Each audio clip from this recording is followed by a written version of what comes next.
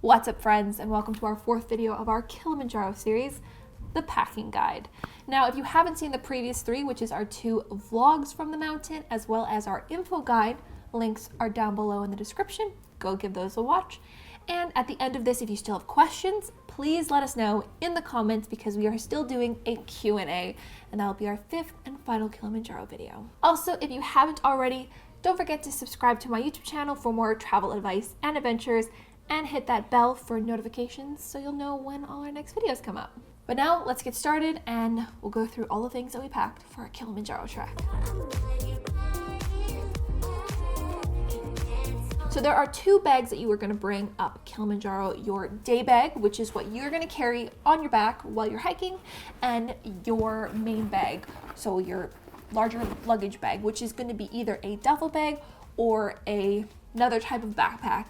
Either way, it needs to be a soft bag because the porters are going to carry your main bag up the mountain. Another thing is there is a limit to the amount of weight that you can have in your main bag. That is the rules for Kilimanjaro that was set by the national park, and it's to better ensure that 1, the porters aren't carrying ridiculous amounts of weight for each bag, and 2, so that you have to hire more porters if you do decide to bring a whole bunch of extra stuff with you on the mountain. Another thing is you should make sure that any bag that you bring for your main bag is waterproof, or you have a sort of bag, like a dry bag that you could put your main bag in. Now the porters do kind of put them in these like tarp bags, but you can't guarantee that it's going to be 100% waterproof in those bags. The recommended size for a duffel bag is 80 liters or up.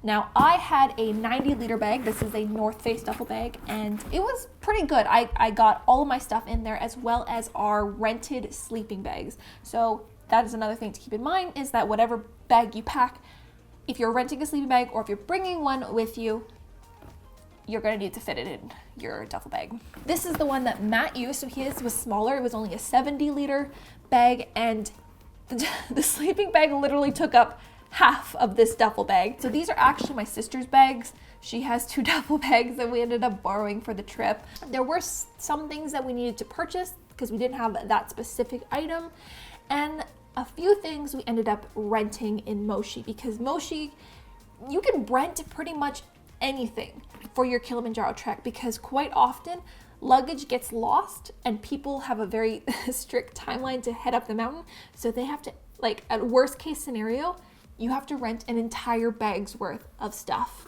which is possible in Moshi. Now, things that we rented specifically were sleeping bags and our poles, because they're 2 really big items that we didn't want to pack with us, especially because we were doing safaris beforehand. The quality of the sleeping bags that we rented were amazing. They were so warm, just a bit bulky. Now, when it comes to day bags, both Matt and I had the same day bag, just in different colors. But this is the Low Pro Photo Sport BP 300. It's the larger size, and it's the same bag that I actually took up on my Patagonia hiking trek. It's a pretty decent bag, not the best, but it is mainly a camera hiking bag, and for that reason, that's why we brought it, because it has these like quick access camera pockets. So it's really nice and secure. So if you're going to be taking your camera out a lot, this I found really handy because it kept our gear really, really secure. This bag in general is kind of on the smaller side. Most operators recommend at least a 30-liter bag, and while this one does work for us, it is a smaller size. But any day bag should typically work for you. The only thing you do need in it is a hydration bladder pocket. This is very, very important because you need to be carrying 3 liters of water with you when you're hiking every single day. So you would have a 2-liter bladder, hydration bladder, that would go in your pocket, and then you would have a 1-liter bottle in the like stretchy side access. So that's 3 liters of water in your day bag. Another thing to note is you do want it to be a waterproof day bag as well. So either the bag itself is waterproof, or in the case of our, like this bag specifically, we have this like pull-out waterproof cover that we could like cover the bag with.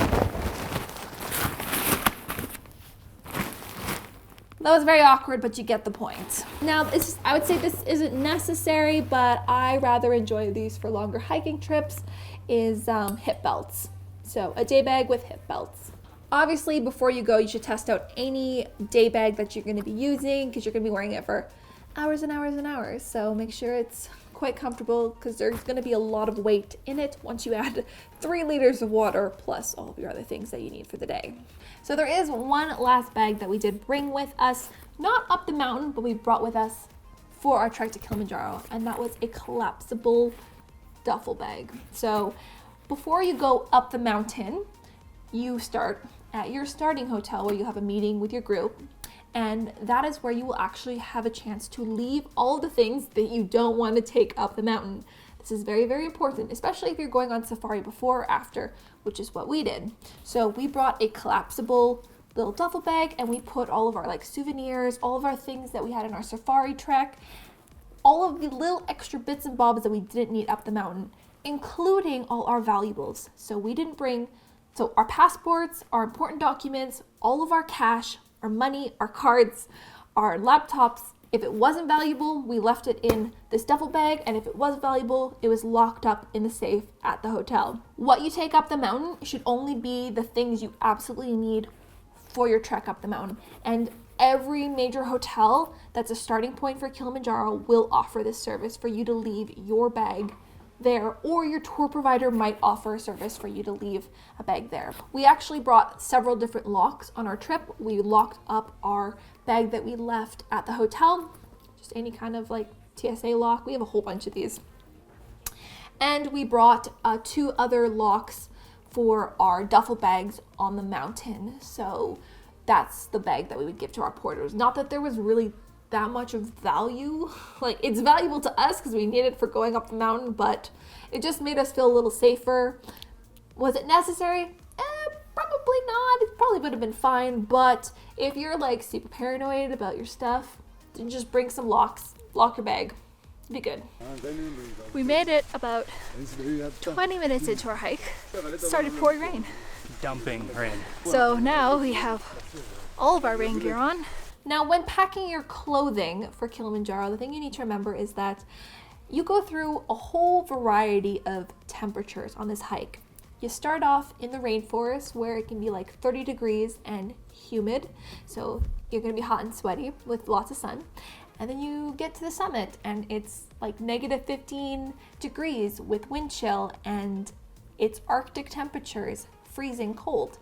So you kind of need to pack everything. Now the key is layers, layers, layers, because even when you are hiking on the mountain, the temperature is constantly changing. The sun can come up and it can be hot, and then the wind can come up and it can be cold.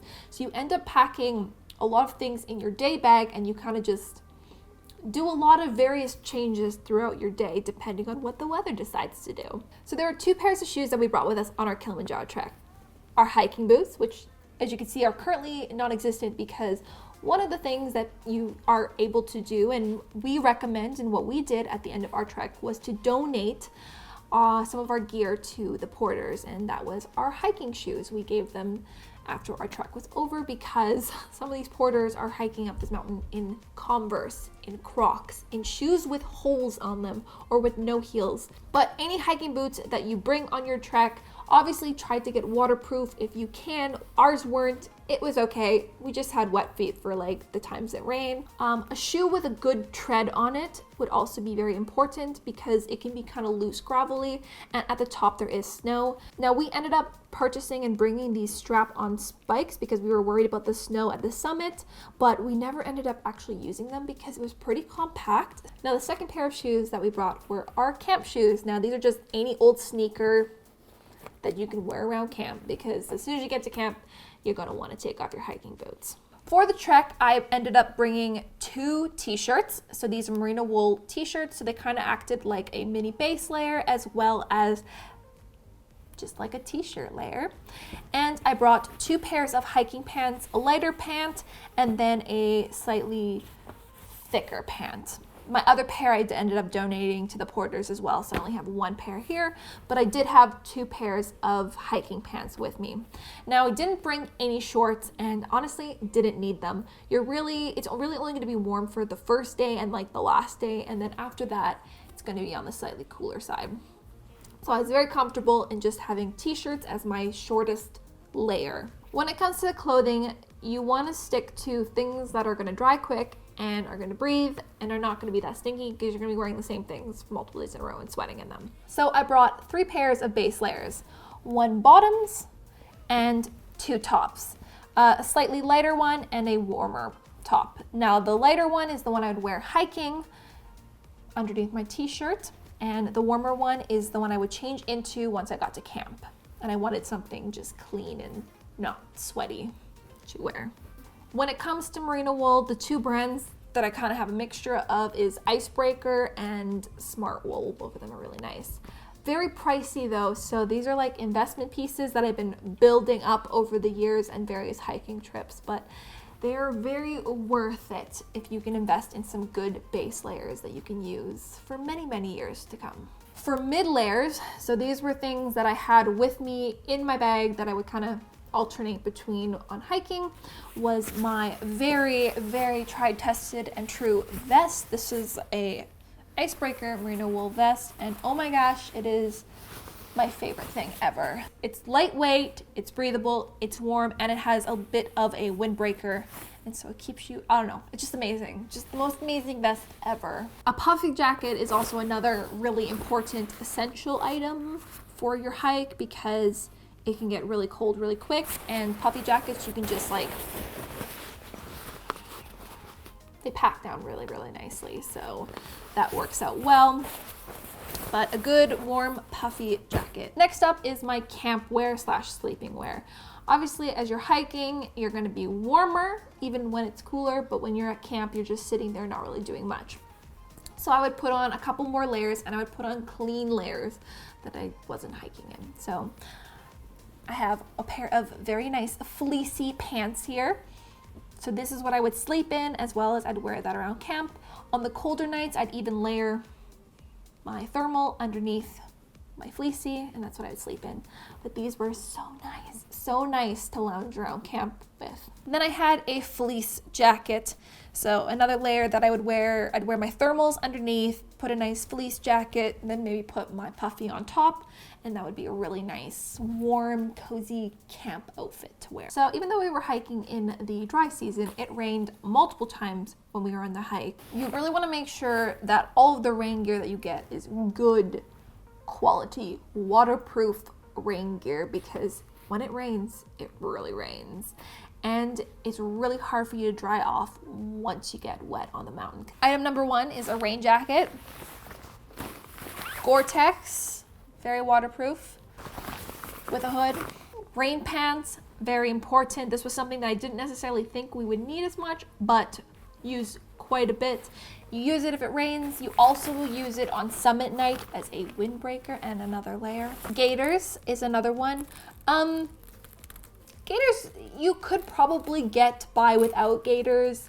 I really enjoyed my gaiters, but would I have been fine without them? Yes, if I had waterproof rain boots and waterproof rain pants. Also, depending on what season you're hiking in, there might be lots of mud, so they would be really, really handy when it comes to that. And just like general dirt and pebbles, I'd recommend bringing gaiters, but it's not like 100% necessary if you don't have them and you don't want to go buy them. Now, one rain gear piece that I wish that we brought, that I was very jealous of the people who did, was a poncho. Now, a couple people from our group rented ponchos in Moshi, and oh my gosh, they would have been amazing for us, because with a poncho, you can have a very waterproof material, but because it's open on the bottom, you still have that airflow coming in.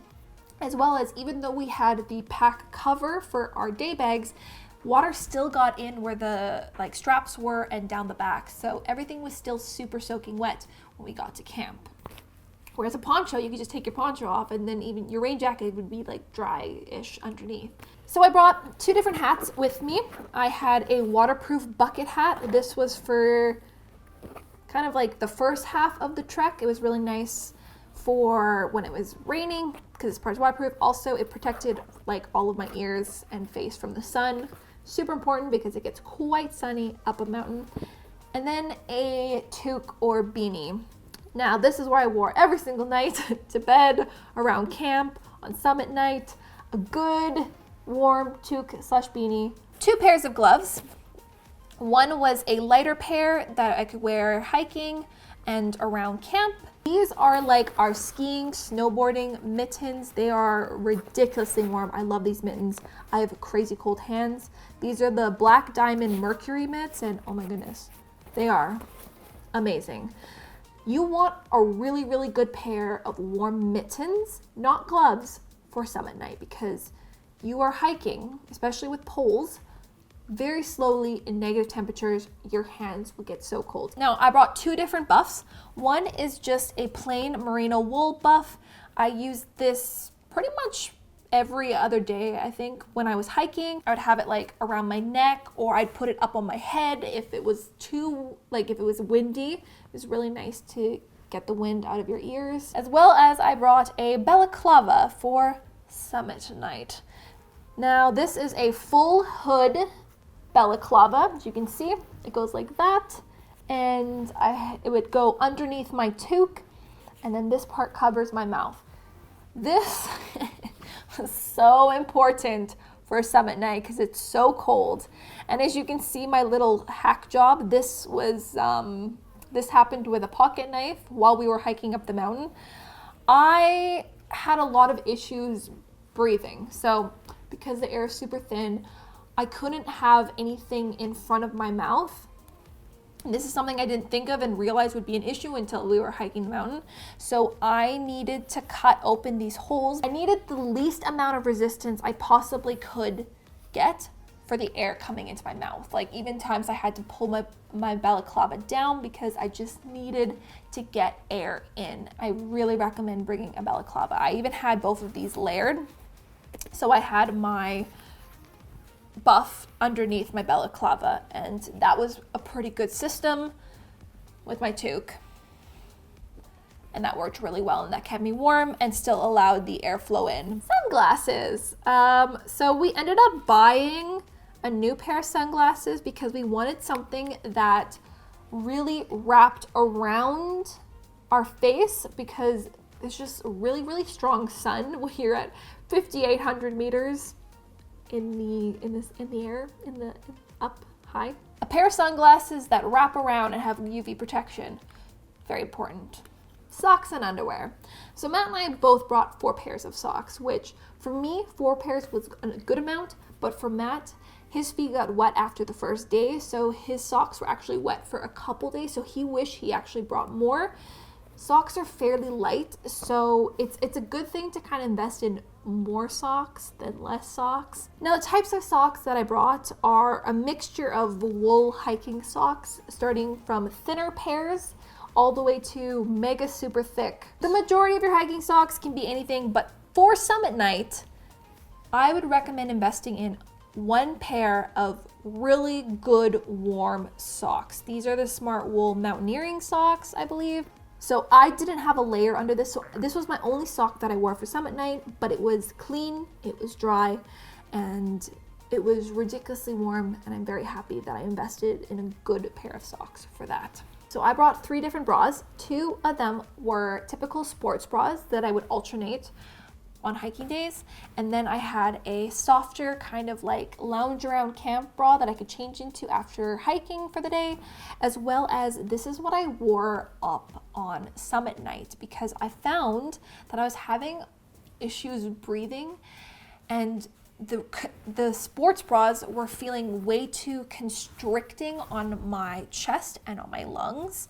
So I almost was gonna go braless up the mountain, but I had a very light layer, and that I'm so happy that I had that bra just going up the mountain, and that's something I didn't really think of. So don't just pack sports bras. That's what I'm getting at. So on the trek, I was alternating between all the various clothes, but on summit night, I'm going to break it down what we wore. I wore 1 pair of my Super Summit socks. I had my thermal leggings, Then I had my fleece leggings, my hiking pants, and then my rain pants on my bottoms. So 4 layers on my bottoms.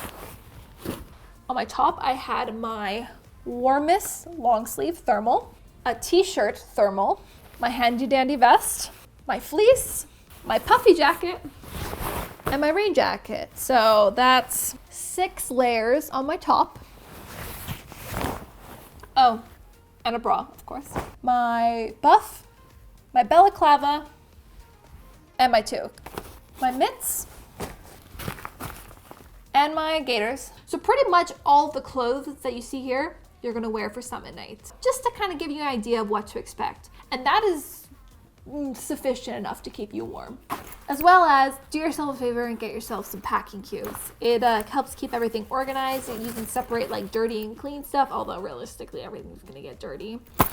And some extra bags to put your shoes in so your shoes don't get all like the rest of your duffel bag dirty when you're walking around camp. Keep hydrated. It's a good look. It's a good look. I actually really like the bladder. Yeah. Never had a bladder before. And this is more or less everything else that we packed. So as mentioned before, we brought a 2-liter hydration pack and a 1-liter Nalgene water bottle. So 3 liters of water we could carry with us at all times. Now how you actually get the water is that the porters get fresh water from the streams and they filter it every single day. So you're constantly going to be given 3 liters full of water every single day to drink. And the more you drink, the better. But minimum, you should be drinking all of that every day. Now, both of these have their own purpose and are good for various reasons. The Camel Pack is great for hands-free hiking and drinking, but the line actually freezes up on summit night, so you can't use it when you're summiting the mountain. And that's where the Nalgene comes in handy, because that stays in your bag and it doesn't freeze. So you can still be hydrated while summiting. A good headlamp. Now this is handy for around camp, when you are going to the washroom, when you want a light in your tent, as well as you will be hiking with your headlamp all night on summit night. So you're gonna wanna bring extra batteries, at least 2 different sets, because you'll be using this quite a bit for light.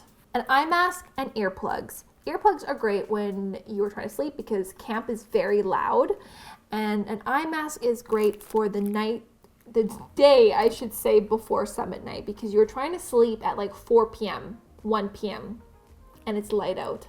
So they help you fall asleep. A hot water bottle. So if you get cold at night, this was such a great pack.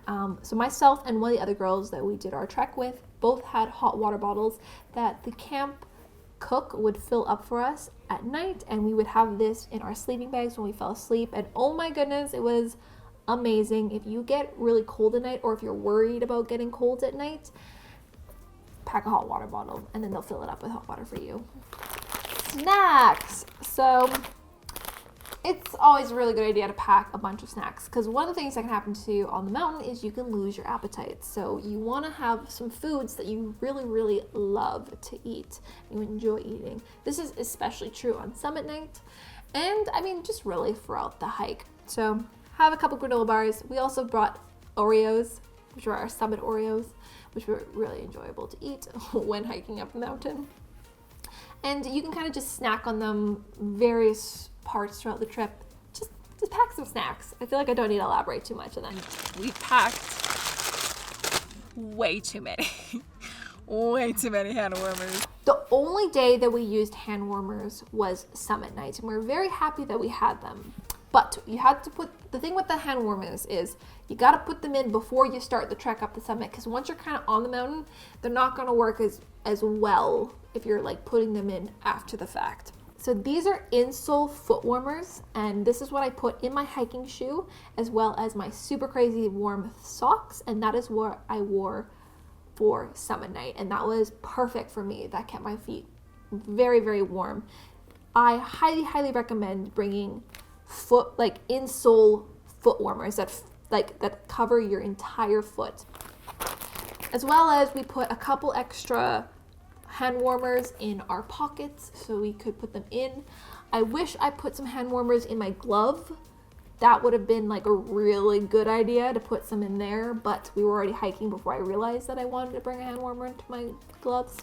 We also put one in the pocket beside our bladders, but that didn't really do much because the line freezes anyway, and once the line freezes, well, you can't really use it. And then we also put one in our pocket where we kept our camera batteries, and that helped not have our batteries die for the summit trek as well. Toiletries. So this was all the toiletries that I brought up on the mountain. Sunscreen. This is very, very important because the higher up you go, the thinner the air is and the more dangerous the UV rays are, so you can get burnt very easily. So we got body sunscreen and then face sunscreen, and we pretty much had this in our day packs the entire time, and we were reapplying when we were up on the mountain. Toothpaste and toothbrush. So I brought a face wash as well as face wipes, and I ended up using the face wipes much more than I used this wash. I kind of regretted bringing this. Don't bring face wash, just bring face wipes. Dry shampoo is another thing that I brought, and I used once, and I could have gone without it. So that's really up to you. Realistically, your hair is going to be in a hat and it's going to be gross.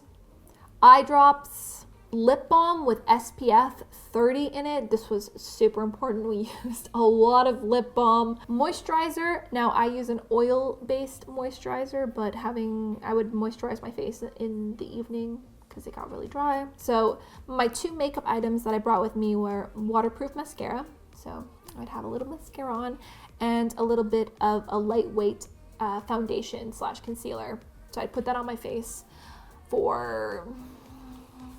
Now, a couple other hygiene items that we brought were wilderness wipes. I mentioned this before in various packing videos. So the tour provider that we went with, every night when we come to camp, they would have a fresh bucket of water for washing, and they had soap for us so we could wash our hands with soap, and it was nice and warm, and we could take a bucket of water and like wash ourselves. But I always found it like really cold to like wash outside. Matt would wash his like feet off, and I'd wash my feet off as well in the bucket of water. But for the rest of our body, wilderness wipes. These, you just open these up. They're just like any other type of wipe, but you do your entire body, and that's how we would bathe ourselves every day after hiking. And then we also brought a small microfiber towel that we used as a washcloth for various other things that we needed it for, like our feet or packs or just gear. The toilet situation. So if we're going to the washroom, we brought our own toilet paper. Now, some tour providers might give you toilet paper. We just went to the local convenience store and bought a couple rolls for like 50 cents. But we would pack a roll with us and use it to go to the washroom. And then we would put the toilet paper, the used toilet paper, in a little Ziplock bag that we would empty out at the end of every hike back at camp.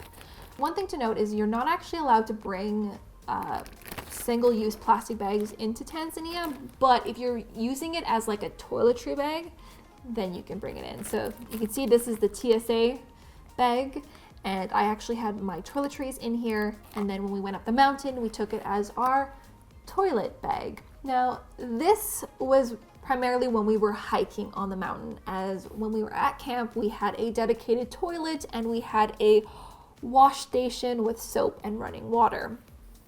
But this is what we used. And then after we went to the toilet, we would use hand sanitizer to clean our hands up. Now, for my hair, I literally just did one hairstyle, which was pigtails. So I had a couple hair elastics, and I also brought a comb.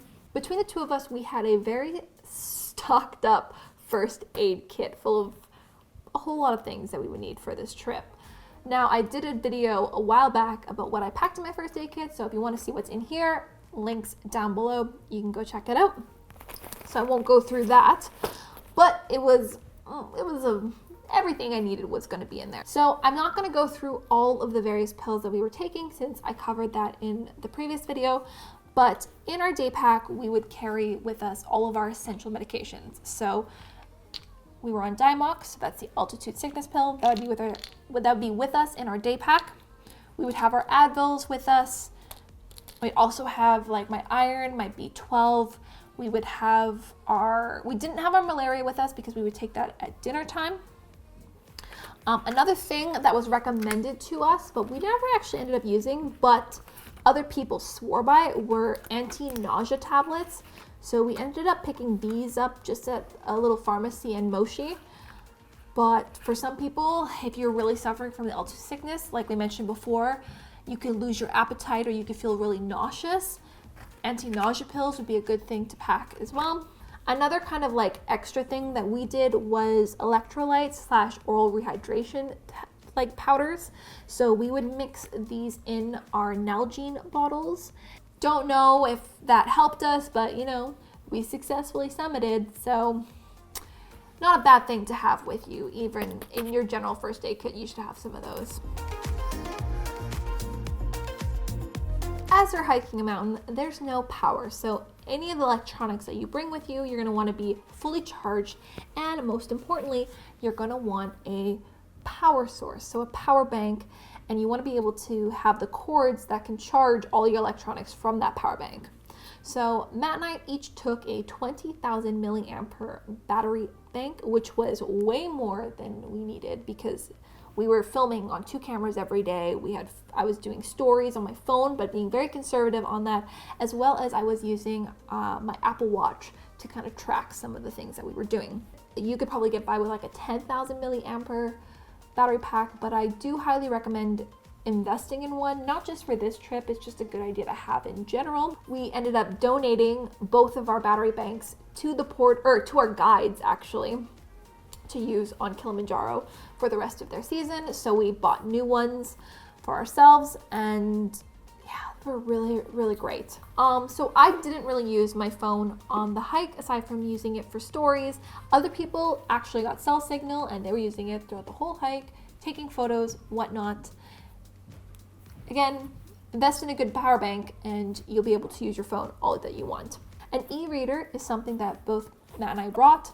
I didn't use my e-reader nearly as much as I thought I would on the mountain because there's not as much downtime as you would suspect. You're hiking for most of the day, and then the little bits in between, you're either like tidying up your gear, changing, trying to wipe yourself down, or you're going to the like dining tent and you're sitting and eating and chatting with your fellow hikers. So I didn't use my e-reader that much. Matt used his a bit more, but if you're on a longer hike, you could use it. So I used my Apple Watch for the hike. I was tracking it. A lot of other people in our group had various smartwatches and they were tracking their hike as well. But it's not the best method. You're not gonna get a perfect reading. There are multiple times where my watch just got paused or it was stopped. On summit night, it just completely died from the temperatures or just the duration of time I was wearing it. I don't really know, but it was nice to kind of see how long I was hiking for. And like I said before, I had sufficient battery power so I could charge it every night and not worry about it. Cameras, obviously Matt and I took a camera each up the mountain, 1 lens each, lots of batteries. Luckily, our camera you can charge via a battery pack, and I highly recommend bringing a camera that you can charge via a battery pack. But if you don't, then just buy a couple extra batteries because it's Kilimanjaro. You're going to want to capture that. And your battery is most likely going to die at summit. So it's a good idea to have a fresh one that you hold, like keep nice and warm with you on that summit trek. A universal adapter is obviously important to charge up your electronics before and after your hike. You're not going to take this up on the mountain because there's no plugs there. But in Tanzania, I believe they use a UK plug. So it's just a good idea to have a travel adapter. Just leave it at the hotel. As well as you're going to want all the cords that you need to charge all of your electronics and make sure that they all plug into your battery pack. So here we have them. Our bags are all packed up. So everything you saw is now packed up to in either our day bag or our main bag. Obviously we're missing a few items such as extra granola bars, some extra batteries, extra hand warmers, and we're not wearing our clothes that we've now packed up, so this would technically, there'd be less clothes in it because I'd be wearing some of this. But I just wanted to give you a quick idea of how much all the stuff that you saw would weigh. So let's do that. Let's weigh our luggage. As well as we're missing the sleeping bag, which would go in our main bag, which was 2.5 kilos. So we'd have to add 2.5 kilos to that.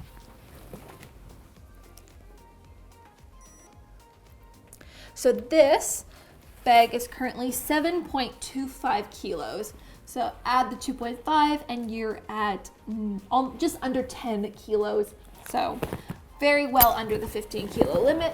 And then we've got 4.5 kilos on our day bag, but of course that's with no water in there, and you might have some other snacks that you would have gotten from camp, so it would be a little bit heavier than that, but not too bad. So this was a really long video, but I hope you guys enjoyed it and I gave you a really good idea of what to pack for a Kilimanjaro trek. And if you have any more questions, please let us know down below in the comments and we'll try to answer as many as we can in our Q&A video, which is coming up after this. Thanks for watching. Give this a thumbs up, hit that subscribe button, and we'll see you guys again soon. Bye.